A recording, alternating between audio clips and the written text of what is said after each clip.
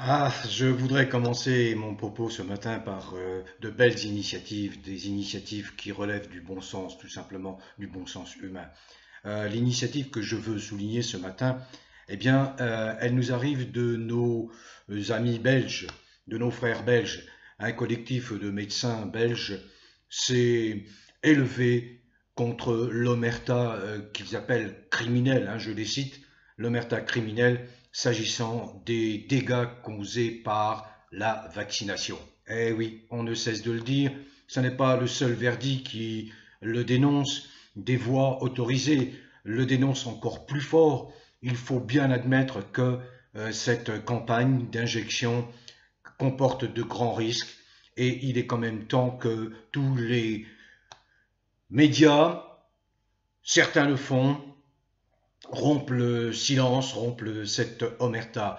Et puis, je voudrais souligner, alors bravo à ce collectif de médecins belges qui a décidé de prendre la parole et de se faire entendre dans ce concert de mensonges, de désinformation. Je vous citais il y a quelques jours l'accord passé entre l'agence française de propagande, triste agence France Presse, qui s'est muée en propagandiste macronienne. Et puis il y a d'autres accords comme ça que je vois passer qui vont complètement à rebours de ce qu'il faudrait faire quand on est dans le métier de l'information. Mais bon, ce n'est pas mon propos ce matin. Je vois quand même quelques artistounets qui s'esclavent, qui s'exclament, qui mettent en cause les non-vaccinés, tel ce fameux Patrick Bruel, qui nous insulte, qui insulte les non-vaccinés. Lui, il s'est fait huer et insulter par 35 000 supporters dans le nouveau stade de Nice. Eh ben oui, quand on est une petite célébrité comme ça, on mesure la portée, la conséquence de ses paroles, d'autant qu'il soutient une version qui est largement contestée, en dépit du fait qu'il y a partout un peu dans le monde, et en particulier en France, une majorité silencieuse qui semble avoir courbé les chines, accepté la fatalité. La fatalité de quoi? La fatalité des puissants, d'un message que les puissants veulent absolument faire passer. Alors j'ai déjà maintes fois expliqué depuis 2 ans, voire 3 ans, que derrière tout ça, qui tire les ficelles? Eh bien, c'est les tenants de la haute finance. Après 2 ans d'observation, les statisticiens qui emboîtaient le pas de Macron, par exemple, maintenant retournent leur veste, font marche arrière toute, et expliquent que non, on s'est peut-être un petit peu trop avancé, que là, non, il n'y a pas de surmortalité comparé à d'autres pathologies. Alors, cette introduction pour vous dire, vous avez remarqué que j'ai lancé en l'espace de quelques jours 3 sondages. Je ne vais pas les commenter complètement puisqu'il faut les laisser à leur terme. J'attends qu'il y ait au moins 800 participants à ces sondages. Mais d'ores et déjà, après 2 jours, je constate qu'il y a quand même des orientations, il y a quand même des surprises. On s'aperçoit que finalement, contrairement à ce que disent les instituts aux ordres de Macron, qui ont tout intérêt à faire réélire le foutriquet, le freluquet qui a mené la France dans la catastrophe et l'abîme dans lequel elle se trouve, eh bien on constate que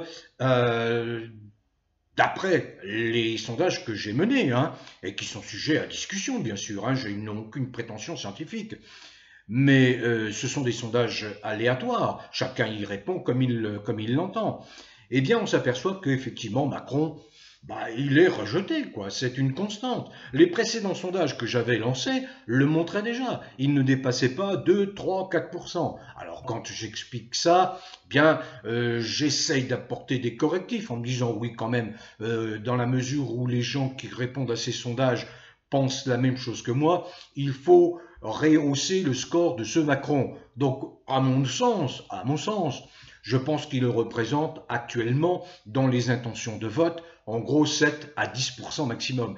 Mais ce qui est également intéressant, c'est de voir, n'en déplaise à ceux qui ont l'insulte facile sur le fil des commentaires, et j'en ai assez de voir des gens qui insultent toujours le même. Laissez Mélenchon en paix. S'il ne vous plaît pas, ne venez pas commenter, puisque de toute façon, vos commentaires, je les envoie immédiatement à la poubelle. Ils ne passent même pas dans un premier temps, puisqu'ils sont filtrés. Vous comprenez? Ils sont filtrés. Donc, ils ne sont pas rendus publics. Donc, arrêtez, cessez. Donc Mélenchon, il représente une force, il a recueilli en 2017 plus de 7 millions de voix, presque 20% des voix. Ces voix-là ne se sont pas évaporées, croyez-le bien. Donc il représente une réalité, contrairement à tous ces faux de gauche, comme Hidalgo, comme Montebourg, comme Jadot, où on constate que là, ils sont à la dérive, hein, ils ne représentent plus rien. Les Français, quand même, ont du bon sens. Ils voient bien que ces gens-là sont des opportunistes et qu'ils veulent gagner en notoriété en se présentant à une élection qui est pourtant une élection cruciale, car il faut se débarrasser du mal, le mal absolu qui est incarné par Macron et tous ces déviants qui vous font tant de mal. Alors c'est là mon propos, mais avant d'y arriver, je voudrais dire aussi que la surprise, c'est qu'effectivement un nom émerge, c'est celui de Florian Philippot. Pourtant, certains lui reprochent d'avoir été le bras droit de Marine Le Pen, mais c'est vrai que depuis un an, j'observe que Florian Philippot, eh bien, il bat le pavé, il mouille la chemise et il est en phase avec notre ressenti, le ressenti de nombre de Français qui voient bien que on veut les enfermer, qu'on veut les empêcher de respirer, qu'on veut les priver de liberté, sous prétexte de quoi? De juguler une fausse pandémie, une fausse épidémie. Et on voit bien que aujourd'hui, des millions, et il le dit lui-même, Philippot, des millions de gens sont réticents à l'injection d'une troisième dose. Et lorsqu'on voit la pression exercée par certains grands labos, comme le PDG de Pfizer, qui prend les devants, qui conditionne les esprits, et qui parle déjà d'une troisième, quatrième, cinquième dose. À la limite, il faudra se vacciner tous les jours, quoi. Donc c'est dans la droite ligne de cette folie macronienne, surtout en France, parce que ça ne se passe pas partout de cette façon dans le monde. Il y a quand même des gouvernements qui sont plein de sagesse et qui prennent du recul. Alors c'est pas le cas du gouvernement autrichien, c'est pas le cas du gouvernement australien, mais ils rendront des comptes devant leur peuple, hein, ces gens-là, parce que ce sont des criminels. C'est pas le cas non plus dans la province du Québec avec ce fameux Legault qui est un copier-coller de Macron. Mais n'empêche, revenons à Philippot. C'est vrai qu'il est en phase avec une bonne partie de la population. Il y a un de mes sondages où j'ai posé la question, quel est l'engagement qui sera, l'engagement des candidats qui sera le plus susceptible d'influencer votre vote? Eh bien, une majorité se dessine, genre à 40%, il y a presque 200 votants déjà, hein, donc il n'est pas définitif, mais à plus de 40%, eh bien c'est la fin de toutes ces mesures liberticides, la fin de l'état d'urgence sanitaire, la fin de l'obligation vaccinale, la fin du passeport sanitaire, la fin de l'obligation du port du masque, la fin des mesures de distanciation. On voit aussi que Mélenchon se détache très largement par rapport aux autres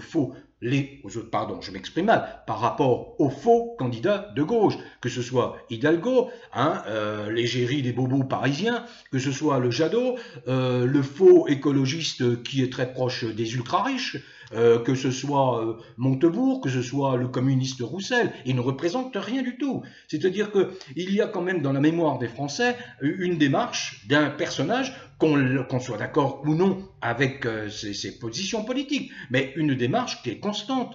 Et on ne peut pas lui reprocher d'appartenir au système, parce qu'il y a encore aussi des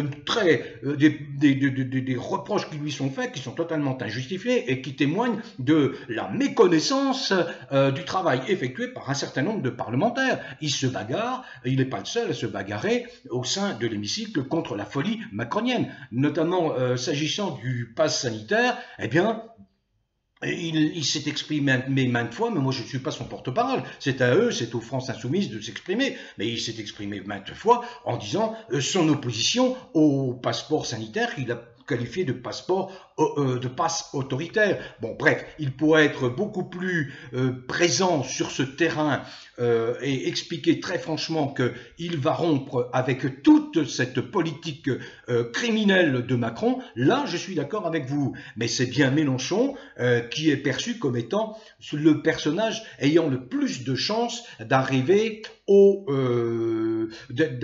second tour de l'élection présidentielle. D'un autre côté, chez les souverainistes, eh bien c'est Philippot qui se détache très largement devant Asselineau et très largement devant Dupont-Aignan. Donc, ça donne des éléments d'appréciation, mais j'y reviendrai. Alors, la masse silencieuse française, est-elle pour autant d'accord avec toutes les orientations de Macron? Non, mais cette masse silencieuse française est handicapante parce qu'elle n'a pas conscience qu'elle est en train de laisser des pans entiers de sa liberté au profit d'un fasciste qui s'appelle Macron. Il faut bien appeler les choses par leur nom. Encore une fois, Macron n'a pu se maintenir au pouvoir que grâce à la protection, à la complicité de la police française et de la gendarmerie, d'une partie de la gendarmerie française, la gendarmerie mobile. Étant donné que maintenant la gendarmerie dépend du ministère de l'Intérieur, ce qui est un non-sens absolu, c'est une invention de la tête de l'Hurluberlu Sarkozy. Il a placé sous l'autorité du ministre de l'Intérieur la gendarmerie qui est pourtant un corps militaire. Donc il faudra revenir à la sagesse. C'est-à-dire, il faudra que la gendarmerie, qui sont les gendarmes, qui sont des militaires, soient replacés sous l'autorité de la hiérarchie militaire et non pas du ministère de l'Intérieur. Vous vous rendez compte des pouvoirs qui sont donnés au ministre de l'Intérieur? Et quand on sait qui occupe le poste de ministre de l'Intérieur aujourd'hui, on a de quoi quand même être inquiet. Alors, face à cette extravagance macronienne, l'extravagance que l'on connaît, parce que quand vous donnez le pouvoir à des déviants, ils sont extravagants, ils sont incapables de retenue, ils sont incapables de gérer leurs émotions. Et vous placez ça à la tête du pouvoir, à la tête de l'État, mais on ne peut effectivement qu'assister à une catastrophe qui se mue en cauchemar. Encore une fois, sans la présence complice, collaborationniste de la police française, Macron aurait été éjecté depuis fort longtemps, depuis belle lurette. Alors, moi, je me pose quand même la question, est-ce qu'il n'y a pas une forme de masochisme chez une grande partie des Français? Que voulez-vous? Que voulez-vous? Vous voulez avoir la gueule de bois le 10 avril en apprenant que Macron a passé le cap du premier tour et qu'il sera présent au deuxième tour? Posez-vous bien cette question-là. Posez-vous bien. Parce que quand je lis un certain nombre de commentaires, je suis, je vous le dis, tel que je le ressens, atterré. Atterré. C'est-à-dire que vous êtes bien d'accord avec l'ensemble de ce que je vous dis depuis 1 an, 2 ans, mais lorsqu'il s'agit de faire un choix qui est frappé au coin du bon sens et qui va marquer le fait que vous voulez absolument éjecter Macron, eh bien là vous vous dispersez. C'est-à-dire que vous partez en disant oui, aucun d'entre eux, aucun du système, vous faites l'amalgame, vous pensez que tout est pourri, etc., etc. Mais quels moyens avez-vous, si vous êtes sincère et si vous souffrez réellement de la présence de Macron, quels moyens avez-vous de l'éjecter, si ce n'est d'utiliser les règles instituées par la Constitution française, c'est-à-dire de voter en évitant la fraude, bien sûr, en contrôlant ce risque de fraude, mais de voter à l'élection présidentielle qui est le point d'orgue de la vie publique et politique en France. Lequel? Vous voulez le renverser, Macron? Vous avez combien de divisions? Vous avez une armée derrière vous? Vous êtes des révolutionnaires? Vous êtes dans le maquis? Vous êtes des maquisards? Vous faites de la... Quoi? Comment allez-vous le... Mais faut garder les pieds sur terre, faut être réaliste. Alors quand je vois que certains disent oui mais c'est pas ça, vous n'êtes pas constructif. C'est très facile si vous voulez d'émettre des idées les plus farfelues derrière son écran, sachant que vous ne bougerez ni pied ni patte, que vous n'avez jamais peut-être battu le pavé, c'est trop facile. Alors quand vous faites un commentaire comme ça peut en troubler d'autres. Je vous remets d'équerre, je dis que tout ça c'est du bavardage inutile. Soit vous voulez éjecter Macron Et auquel cas, eh bien, vous suivrez ce que je dirai, je suis très clair, le moment venu, soit, eh bien, vous êtes très content de souffrir, d'en baver avec un psychopathe, et auquel cas, eh bien, vous continuerez à souffrir, à en baver avec un psychopathe pendant encore 5 ans. Je me contrefiche des étiquettes politiques. Je juge les hommes à travers leurs actes, surtout les hommes politiques. D'accord? Je me fiche de savoir que Mélenchon est de gauche, qu'il est ceci, qu'il est cela. Je me fiche à la limite que de savoir que un Philippot est de droite ou souverainiste, c'est Asselineau, pareil, Dupont-Aignan, pareil. Je m'en contrefiche. Ce que je vois, c'est les actes qu'il pose. Sont-ils crédibles? Sont-ils crédibles? Alors c'est vrai que le reproche que j'entends le plus par rapport à Philippot, c'est vrai, c'est qu'il s'est accoquiné avec Marine Le Pen. Et ensuite, il est parti. En tout cas, il mène un combat remarquable, avec à ses côtés Divisio ou des sommités médicales qui viennent l'appuyer dans sa démarche.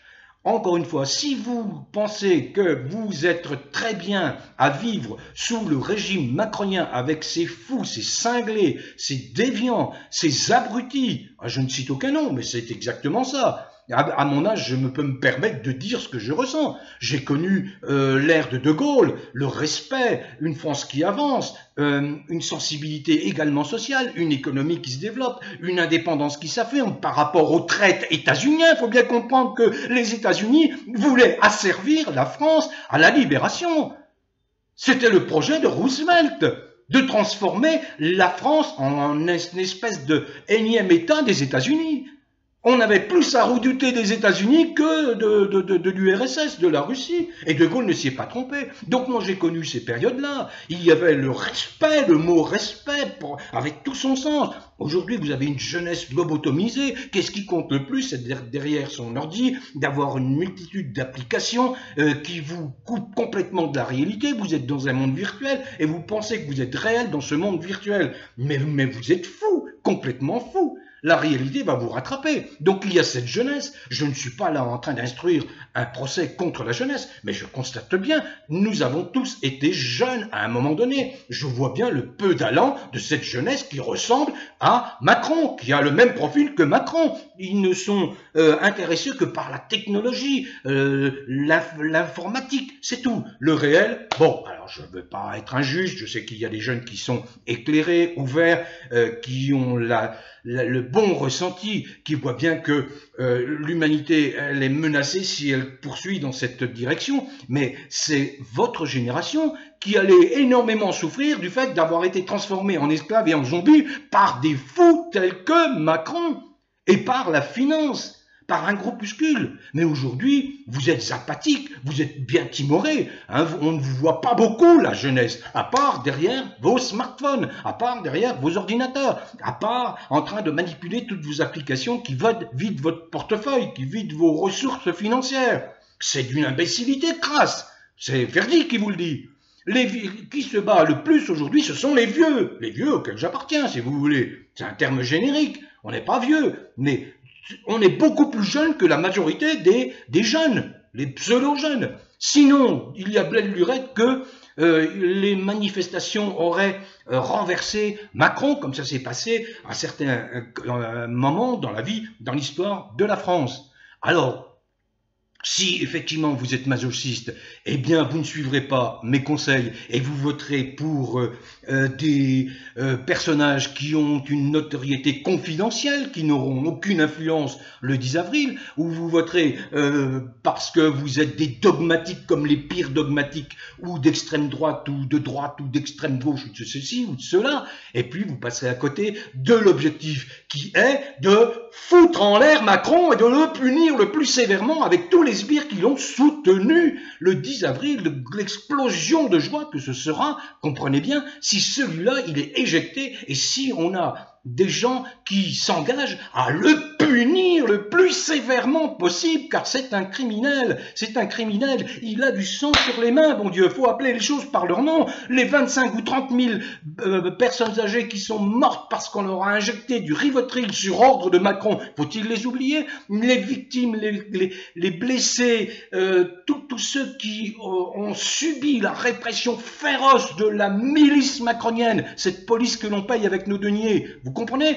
Bon, au cours des défilés des Gilets jaunes et d'autres manifestations, par parenthèse, où sont les syndicats absents? On les voit plus, ils ne participent plus. Les syndicats, où sont-ils? Vous vous rendez compte un petit peu? Nous sommes dans un moment de bascule.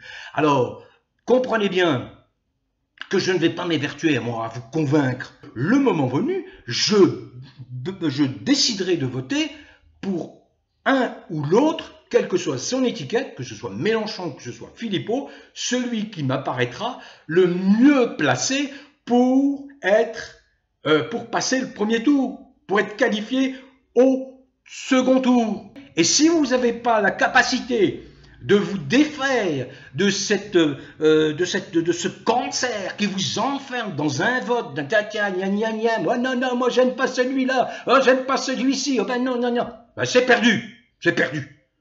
Vous croyez que De Gaulle, il a demandé l'avis des gens? Vous savez que la résistance, elle était composée de gens qui étaient issus de toutes les sensibilités politiques, des gens d'extrême droite, des gens catholiques, etc., qui au départ étaient un peu réticents, se sont retrouvés à côtoyer des communistes, des gens d'extrême droite qu'ils avaient combattus en d'autres périodes. Mais tous ces gens-là se sont unis pendant la résistance entre 1940 et 1944, et c'est ça qui a fait la force. Et grâce à Jean Moulin, c'est un des rares préfets, le seul préfet qui a rejoint la France libre, qui a rejoint De Gaulle. J'en ai terminé. Bon vent à tous, quelles que soient vos origines. À bientôt. Bon vent à tous.